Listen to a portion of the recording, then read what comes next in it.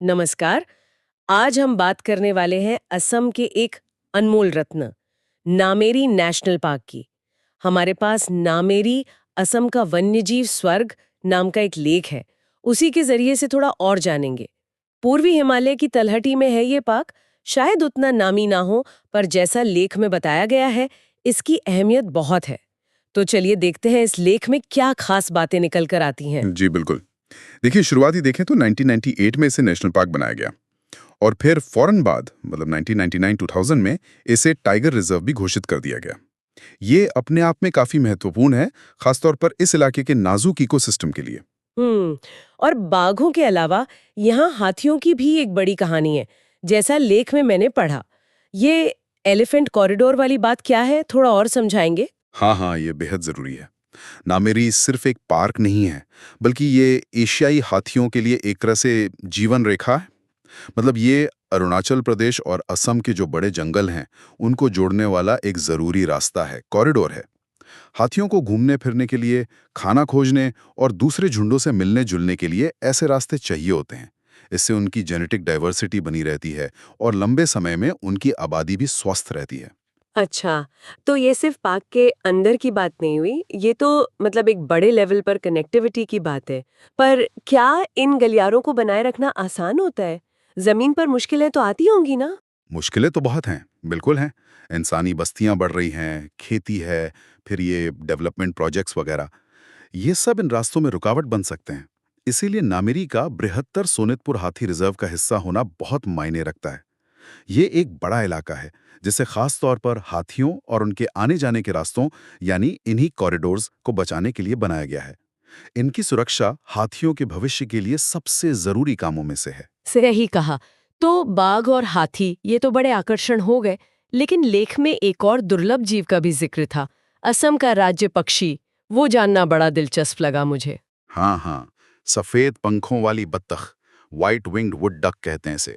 ये दुनिया भर में लुप्त प्राय है और नामेरी इसके बचे हुए कुछ सबसे अहम ठिकानों में से एक है। ये शर्मीला सा एकांत में रहने वाला पक्षी है। इसके पंखों पर सफेद निशान होते हैं खास। इसे रहने के लिए शांत घने जंगल और साफ पानी वाली जगहें चाहिए, जैसे तालाब या धीमी बहने वाली नदियां। नामेरी में ये सब मिलता है। यहाँ जो इसके संरक्षण के लिए काम हो रहा है, वो इस प्रजाति को बचाने के लिए बहुत जरूरी है, बहुत ज्यादा। हम्म। तो ये तीन बातें हो गई, बाघों का घर, हाथियों का जरूरी रास्ता और इस दुर्लभ बत्तख का गढ़। ये सब मिलकर नामेरी को खास बनाते हैं। पर जैसा लेख इशारा कर रहा है, कहानी यहाँ खत्म नहीं होती। इसकी अहमियत और भी है, खासकर जब हम इसके पड़ोसी पार्क और यहाँ के अनोखे अनुभवों को देखते हैं। सही कहा आपने। नामेरी अकेले नहीं है, इसकी सीमा लगती है अरुणाचल प्रदेश के पक्के टाइगर रिजर्व से। और ये जो जुड़ाव है ना, ये बहुत महत्वपूर्ण है। बाघ और हाथी जैसे बड़े जानवरों को घूमने के लिए बहुत बड़े इलाके चाहिए होते हैं, तो ये जुड़ाव उन्हें आराम से बिना किसी रोक टोक के आने जाने की सुविधा देता है। इससे न सिर्फ उनका दायरा बढ़ता है, बल्कि अलग अलग आबादी के बीच मेलजोल होता है, तो उनकी जेनेटिक हेल्थ भी बेहतर रहती है। अरे वाह!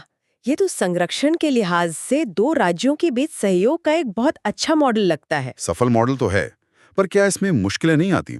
मतलब दो राज्यों के बीच तालमेल बिठाना हमेशा आसान तो नहीं होता होगा। देखिए, समन्वय कोऑर्डिनेशन हमेशा एक चुनौती तो रहता है, पर पक्के और नामेरी का जो ये संबंध है, वो दिखाता है कि ये मुमकिन है और फायदेमंद भी बहुत है। साझा निगरानी होती है, जानकारी का आदान प्रदान होता है, जॉइंट पेट्रोलिंग होती है, ये सब मिलके इसे सफल बनाते हैं। अब बात करते हैं पार्क की लाइफलाइन की, जिया घोड़ाली नदी। हाँ हाँ, नदी का भी जिक्र था लेख में।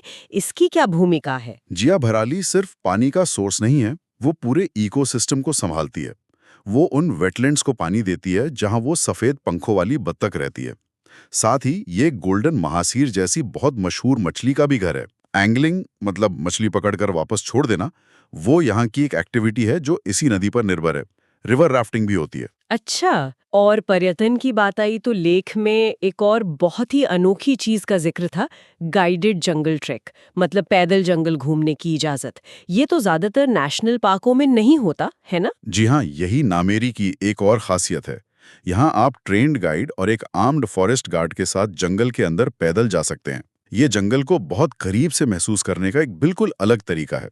उसकी आवाजें, खुशबू, नज़ारे, जीप सफारी से एकदम अलग अनुभव है ये। सोचिए जरा, जंगल में पैदल चलना, इतने करीब से वन्य जीवों के माहौल को महसूस करना, ये तो वाकई एक यादगार अनुभव होता होगा।